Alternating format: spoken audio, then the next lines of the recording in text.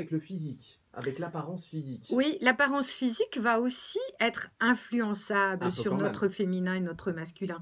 Si vous avez eu un père et une mère qui étaient très soignés, par exemple, eh bien, ça va être important d'être un peu tiré à quatre épingles. Alors que si vous avez eu des parents qui étaient négligés, eh bien, forcément que vous n'avez pas ces critères d'éducation pédagogique par l'exemple. Parce qu'il peut y avoir des hommes très masculins physiquement, enfin en apparence, Oui. et qui dans la tête ont une part de féminité absolument énorme. Oui, Ça oui, existe et qu'ils beaucoup aussi. cachent ou pas en fonction de leurs valeurs éducatives, justement.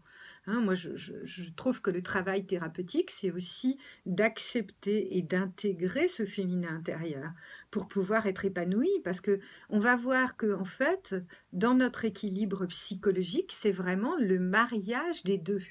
Plus on sait, entre guillemets, marier nos parents, je l'ai dit dans une émission précédente, dans notre tête, même s'ils sont divorcés, même s'ils sont décédés, même s'ils sont séparés, eh bien, plus on va se dire finalement, à cette période-là, cette femme-là y a trouvé son compte avec cet homme-là, et du coup, on va intégrer ce féminin et ce masculin à l'intérieur de nous aussi, en se disant, grâce aux défauts de maman ou de papa, je me confectionne.